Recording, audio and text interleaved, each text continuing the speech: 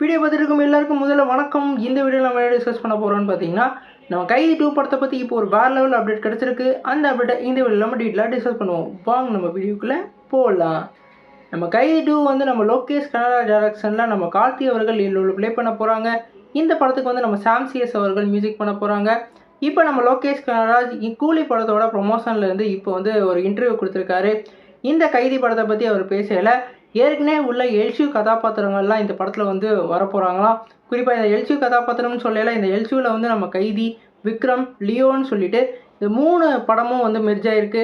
அதனால் இதில் உள்ள கேரக்டர்ஸ், முக்கியமான கேரக்டர்ஸ் ஃபுல்லாக இந்த படத்தில் வந்து நடிக்க போகிறதா சொல்லியிருக்காங்க. அதனால் ஒரு பிக் ஸ்டார் கேஸ்டோட இந்த படம் வந்து மேக் ஆக போகிறதா சொல்லி தெரியுது.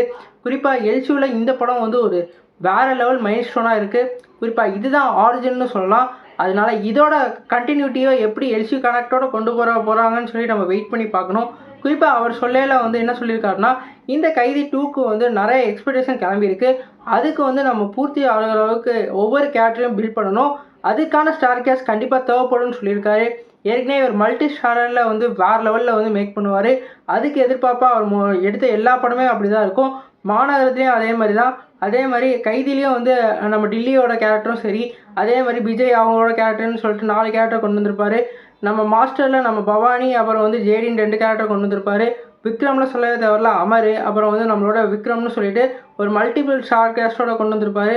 லியோலையும் அதே மாதிரி பார்த்தீங்கன்னா நம்ம தாசன் கோவோட கேங்ஸ் ஃபுல்லாகவே வந்து கொண்டு வந்திருப்பாரு. இப்போ கூலிலையுமே அதே மாதிரி மல்டி ஸ்டாரோட தான் கொண்டு வந்திருக்காரு.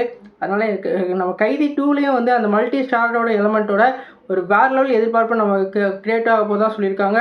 குறிப்பாக இந்த படத்தில் வந்து நம்மளோட கமலஹாசன் வந்து ஒரு முக்கியமான கேமியோ நடிக்க வாய்ப்பு இருக்கிறதா சொல்லியிருக்காங்க. விஜய் அவர்கள் இந்த படத்தில் வந்து இணைவாங்களா இல்லையான்னு தெரியல. ஆனால் இந்த படத்தோட ஷூட்டிங் இந்த வருஷத்தில் வந்து மேக்ஸிமம் அதை ஆரம்பிச்சிருவாங்களாம். அடுத்த வருஷம் சம்மரில் வந்து இந்த படத்தை வந்து ரிலீஸ் பண்ணுறதுக்கு பிளான் பண்ணியிருக்கிறதா சொல்லியிருக்காங்க. இந்த படத்தை முடிச்சு அமீர்கானோட படத்துக்கு வந்து அவர் போகிறதா வந்து அப்டேட் கிடச்சிருக்கு.